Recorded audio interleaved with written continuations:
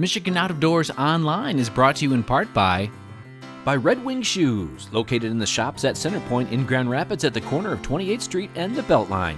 The store has everything you need for the worksite or the woods. Stop in or check them out online at redwingshoes.com. And by Mr. Muskie Charters, offering full-service guided fishing trips for walleye, muskie, bass, and sturgeon on Lake St. Clair and the Detroit and St. Clair rivers. Booking information is online at mrmuskiecharters.com.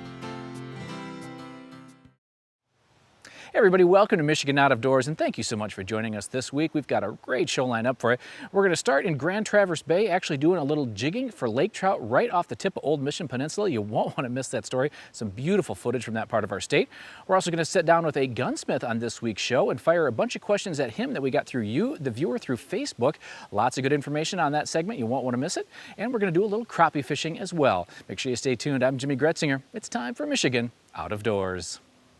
From the first spring rains to the soft summer breeze, dancing on the pine forest floor, the autumn colors catch your eyes. Here come the crystal winter skies. It's Michigan, Michigan out of doors. What a beautiful day in the woods. Someday our children all will see this is their finest legacy, the wonder and the love of Michigan. As the wind comes whispering through the trees, the sweet smell of nature's in the air. From the Great Lakes to the quiet stream, shining like a sportsman's dream. It's a love of Michigan we all share. Michigan Out of Doors is presented by Country Smokehouse, a sportsman's meat processor and Michigan destination since 1988. Offers a variety of homemade smoked meats and Michigan-made products in-store and online. The Country Smokehouse features an outdoor barbecue and bar. Details at countrysmokehouse.com. By G5 Outdoors, makers of the Quest and Prime bows, manufactured and designed in Memphis, Michigan. G5 offers a line of archery bows, broadheads, and accessories on the web at g5outdoors.com. By Hemisphere Design Works, a Muskegon manufacturer of sportsman's outdoor products for over 30 years, featuring the Terrain line of hard-sided hunting blinds designed for quick setup and removal with quiet operation. For more information and other products, hemispheredesignworks.com.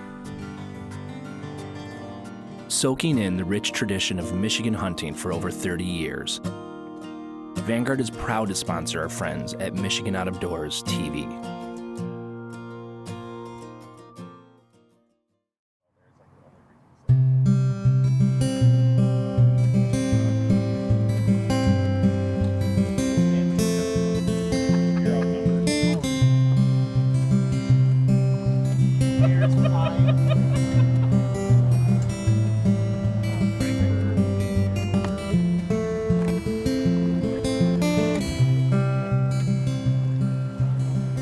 We're getting ready to drop lines here in a minute. This has got to be one of the prettiest places in the state of Michigan. The Leelanau Peninsula is just phenomenal. We drove out in kind of some fog and now it's breaking. It's just a beautiful morning out here. And I've really never done this kind of jigging for lake trout before, so I'm kind of excited to see how this all works. And I think our captain knows what he's doing, so it should be a good morning. So we're Grand Traverse Bay. We're going to do some vertical jigging for some lake trout. Roughly, we're fishing reefs. We're about a quarter mile off from the main trench in Grand Traverse Bay. I focus on reefs in midsummer, fish her up, chasing bait, bloaters, alewives, the gobies. The gobies is a major diet for these fish. Basically, we're going to go around, we're going to chase, try to selectively target some of the better sized lake trout that Grand Traverse Bay has to offer. With any luck, we'll be on some fish here shortly. Shouldn't take too long at all. Been having good success. I'm gonna fish some spoons, some tubes, some medium heavy action rods, and try to see how many Jimmy can wiggle off and put in the net. Your fisherman is kind of inept today, so.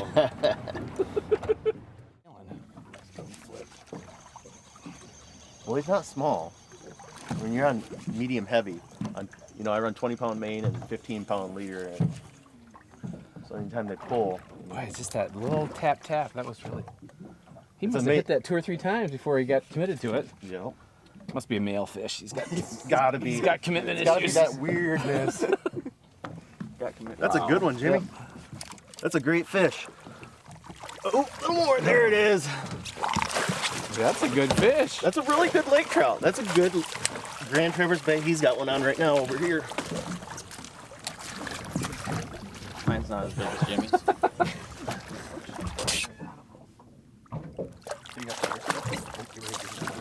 Yep. Perfect. That is a beautiful fish. Lake trout in Grand Traverse Bay. Beautiful. Woo-hoo-hoo. So when you say there's a reef out here, so it's... So what we have is we have 400 foot out here. Okay. We're on a tabletop right here. It's about 100 foot. We have another reef that comes up to about 40 foot over here, about another half-mile off. Fish come up out of the deep. They sit on this 100 foot of water. They just chase bait, the alewives, everything's coming into the bay, pouring in.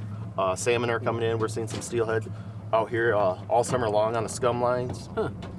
So it's like a mini standard rock kind of a deal? Yeah, kind of. It's a lot like standard rock in a sense. You're getting Without the greater depths, obviously we have warmer water temperatures. Our water temperature is running 72 right now. No, It feels bigger than the last one. well, we want you on. Oh my gosh. I want you to go home and be like, wow, that was a lot of fun. My arm is kind of tender. Jeez. He's not wanting to give up. That's why I love lake trout. They just Oh man. give you everything you want. They fight a lot harder this way than on some big lake tackle. And that's why I do not troll. This is a big fish. Oh, Lord. There's that Christmas card fish. I say. Oh, geez, Jimmy. Don't break your Darn you. Why did I say that? That is a pig. Holy. It's a big Jeez. He's got Jimmy's fish is now going to eat yours, Joseph. That is a toad. That's why we fish Grand Traverse Bay where we do. So, I think that's probably the biggest lake trout I've ever caught. And Bob said the last one we got was what, 13 pounds? And that was about as big as they get? Well, it's better to be lucky than good because we just got what's got to be close to a 20-pounder. That is just a big fish. Man, do they fight good. Wow. He hit that 2 or 3 times before. Yeah, you swung and missed on him a few Yes, times. I did. It's a great, great fish. That is a dandy. What a fish. Jeez. I try to keep in 70 to 100 foot of water. I like to use a 1 ounce spoon, white, anything lake trout related, you know, lake herrings or AKA Cisco related. They are really attracted to white. So I'll go anything from a 1 ounce spoon, you know, with a little blue, a little chartreuse, a little red on it. I also am not shy to put down a like a 6-inch or a 5-inch white bass tube. On the slower days, I'll change it up and kind of play around with that. It's a little bit, you know, slower motion, slower jigging. They do tend to really hop on it though when it is time to use that bait. But for the most part, day in, day out, 1 ounce white spoon. A lot of guys, Swedish pimples. There's a jig out there on the market. It's been in the Grand Traverse Bay area for a while. A gentleman designed, it's called Elk Rapids jig, pretty popular. You can pick them up at hardwares, local bait stores. Those in white 1 ounce work great. There's another gentleman here locally that he makes his own, pours his own spoons, and it's called a Jonah jig. Jonah jigs are a great spoon to use. So basically anything white, 1 ounce, and a hook on the bottom and some braid, maybe some 15 mono. Jimmy's missing them. Yeah, I mean, the whole trick is to keep it moving, stay vertical, pick it up fast, drop it slow, feel them in between. Well, the morning we're, I don't know, 4 or 5 fish in probably, and just keep kind of moving and moving and kind of looking for them on the graph. And oh, this one's coming up. Yeah, it's just really a fun way to fish. And they really fight, you know, typically with the lake trout that I've caught before have always been kind of on a big lake boat. That's perfect. And they're still, you know, fun to catch, but on those big tackle and trolling like that, it's just, there's not much to the fight. But with this on kind of lighter tackle, they really give you a good fight. And they're down 100 feet, so yeah. That's a good fish. That's a good eater right there. Yeah, that's what I encourage my clients to take home to eat, are those fish. How long did you say you've been doing this kind of fishing? This is my 4th year vertical jigging for lake trout, and been pretty much fishing lake trout on and off my whole entire life out here with my family members. Okay. Did you grow up in this area, part of I did. I grew up in northern Michigan and moved to Traverse City 3 years ago. And I just love the area. I really do. It's not just the fishing, it's the sights, the beauty of the summer. Wintertime's okay. We all have a certain feeling about Michigan in the wintertime, but we bear through it and wait for springtime and bless the warm sun. There you go. Can't really beat it. I mean, Now, how long have you been doing the charter thing?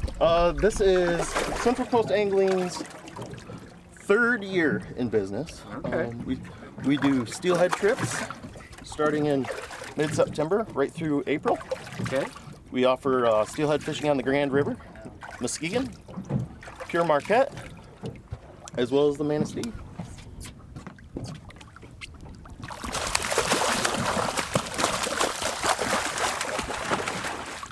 Right there's the tip of the Old Mission Peninsula. It doesn't get any prettier than this. It's a perfect morning out here. We're catching big fish. Company's a little lackluster, but other than that.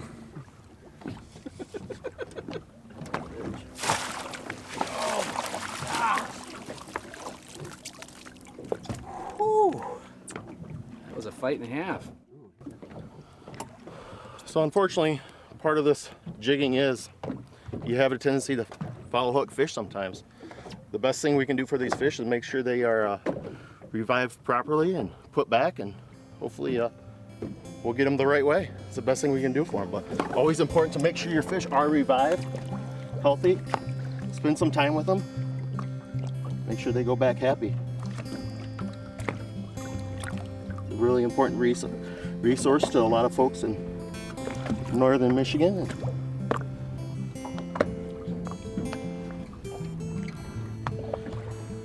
When they are hooked inappropriately, it does really wear them out. So, there's that the end. Safe and happy.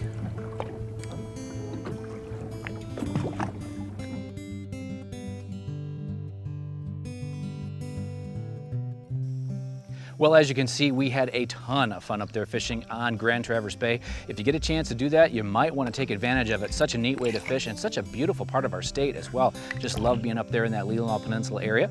So what we're going to do now is shift gears a little bit and head over to Williams Gun Site in Davison, Michigan, where we sat down with one of their gunsmiths and picked his brain, actually through you, the viewer. You sent us a bunch of questions, and we sat down with someone who knows the answer to most gun-related questions. Well, we are here at Williams Gun Site with gunsmith Rob Cans, and we're just kind of going to go through a few different questions. We put the question out there to our Facebook followers about if you could sit down with a gunsmith, what would you ask them? There's a lot of really good questions. So, Rob, I'm just going to read through a couple of them here. Steve wants to know, is there such a thing as a .22 long rifle that's accurate at 100 yards? Oh yeah, there are actually quite a few different guns available nowadays. If you want to talk about brands, Remington makes their 40X, which is actually a very nice target rifle. You have other ones, so trying to think, RWS makes one or two. Another would be Anschutz, that's probably one of the biggest names. If you want it for target shooting or if you want it for hunting, it doesn't really matter. They've got quite a few different models that are size-wise, adequate for either one. All right, awesome. Let's check out another question here. Okay, Sean wants to know what you think the 3 biggest mistakes are when sighting in a firearm. Probably the biggest thing is not understanding the turrets on the scope. A lot of people will adjust them the opposite direction, not knowing that the turret means the direction that it points is the direction the bullet's actually going to go when you turn it that way. I don't know that there's 3 exactly. Not resting your gun is a big one, though, I must say. Both the forend and the buttstock, it's very important to rest the gun only on the forend and buttstock, not on the barrel. So that's a pretty big one. Honestly, those are the 2 big ones that we see. All right, next Facebook question for our gunsmith here. Tom says, what's the best technique for polishing the throat and bore of your rifle to help prevent heat cracking, craze cracks from forming? You can't. That is actually a mechanical operation that happens when you fire a gun. It goes through a pressure phase. No pressure when it's not fired. The moment you pull the trigger, pressures will mount to somewhere around 60,000 psi. That causes the barrel actually to stretch and get bigger momentarily, and then it shrinks when the pressure drops. Just like taking a piece of wire and bending it back and forth a bunch of times, it'll break. That's what's happening to the surface. It stretches back and forth and eventually work hardens and cracks. Then the gas pressure and all the burning powder actually acts like a sandblasting media and makes it worse. So there's nothing you can do to stop that. New barrel at some point, okay. yeah. All right. A lot of good questions here on Facebook for our gunsmith friend, Rob Cans. Okay, what are the accuracy differences between clean versus dirty for cold bore shots? Corey asked that question. Yeah, that's a concern for a lot of guys who are into the tactical shooting or varmint shooting. Anything that's long range, let's say. A barrel operates differently as it gets dirty. And there's really a couple different kinds of dirt. You have powder fouling and copper fouling. Powder fouling is fairly slippery because most powders are made with graphite as a coating, and it makes it flow better in the powder throwers. It also acts as a lubricant when it's deposited inside the barrel. The bad portion of the deposits are the copper. Copper is really sticky. So the more copper you get in there, the stickier it is on the bullet, and it will cause it to copper foul worse and worse and worse every subsequent shot. So when you clean a barrel meticulously clean, you don't have any of that. And as you shoot it, your accuracy will start to degrade actually. I don't recommend taking all of the copper out. Powder fouling, yes. Copper, it's good to leave a little bit of that in there so you don't have so much difference. But yes, there is a difference between first and second or subsequent shots. But it varies from gun to gun as to how bad that's going to be. You have to try it. All right, and I have my own personal question for you, Rob. Is there a difference shooting a rifle uphill or downhill at an angle? Yeah, it's a difficult question to ask, but yes, there is a difference. In a perfect world, if your barrel were shooting perfectly level and your scope were on the same plane, the bullet would drop away from the line of sight. And it's all due to gravity that happens. The bullet doesn't travel in a straight line. As you raise a gun up or lower it down, the bullet's actually cheating gravity for a little bit longer period of time than it does when it's shooting perpendicular to the axis of the earth, or to the horizon, let's say in this case. So gravity has less of an act on it for a longer period of time, and it ends up shooting high. Because your scope is always aiming at your target. It's a straight line to the target. The barrel is pointing uphill slightly. So that already cheats gravity to begin with, and then you're adding to that by shooting in either direction. Okay, so shooting uphill and shooting downhill is both high, shoots high? Yeah, the higher you shoot from perpendicular, or the lower you shoot from that 90-degree perpendicular line, the more it matters. So if you're shooting nearly straight down, or like for squirrel hunters, if they're shooting up in the tree, they'll miss high awful lot. Huh. So sighting your gun in that way is actually a pretty good idea, or trying to, you know. Awesome, that's great. A lot of great information there, a lot of questions answered. Thanks for that. You're welcome. Well, special thanks to Rob for sitting down with us and answering all those questions, and thanks to you, the viewer, for sending them in. We're going to try to sit down with Rob on a more regular basis and get some great information when it comes to all things gun related. What we're going to do now is have our good friend Gabe Van Warmer take us out to do a little crappie fishing. Early summer, I got a phone call from a friend saying that some big crappies were hitting on a small lake in southern Michigan. Jay Neiman is the owner of Captain Jay's Blade Baits and runs charters for walleyes and salmon. Gonna head down the shoreline, find some brush piles, and try to get us some crappie. Our lake is deep, 60 foot deep. It's colder. We're usually a couple weeks behind other lakes. We're just now getting into our spawn. The guys were fishing along the shore in spots they knew would hold good fish. They fished this lake for years and knew where to look. Oh, that's a hog. Oh my God. Give me the net. I don't want to try and lift this one out. I might break his mouth. Yay. Yeah, that's much bigger. That's better. 12 and a half. Not quite as big as I want, but. He's been my fishing partner since day one. We've lived here 15 years. He's 12 years old, and we've been fishing together ever since. It's almost taught him a little too well. Nice fish.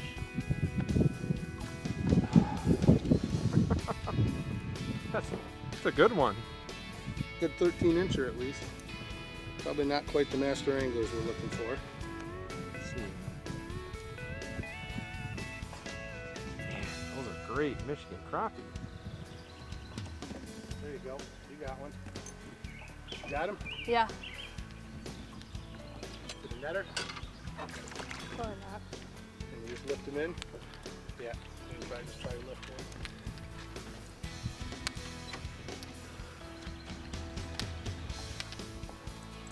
Gotcha. Made him walk. Is that a good one? That's not a netter. Still a good one though. Oh, that's why you're using that on the bigger ones. We have a lot of crappie. We have some good bluegill action, but today we're going after the crappie. We got a lot of big ones out here. As you'll see, we caught several master anglers, and that's pretty common on this lake.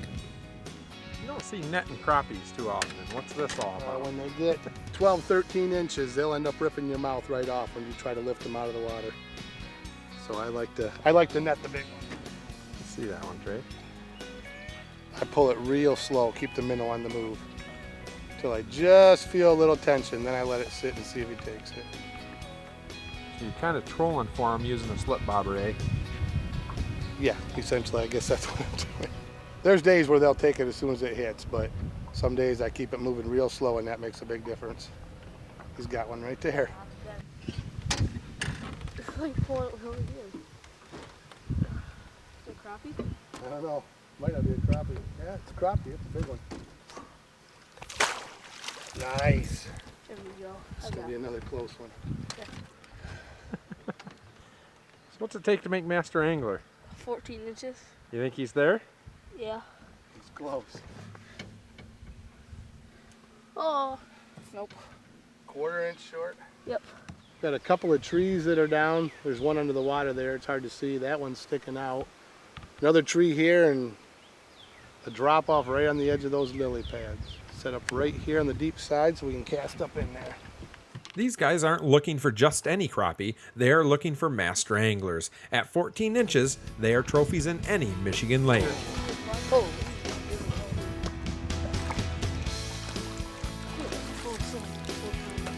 Oh, he already popped out. See him holding up. 14, just under 14 and a half. What do we got there? We got a master angler. That's a master angler crappie, huh? Nice fish.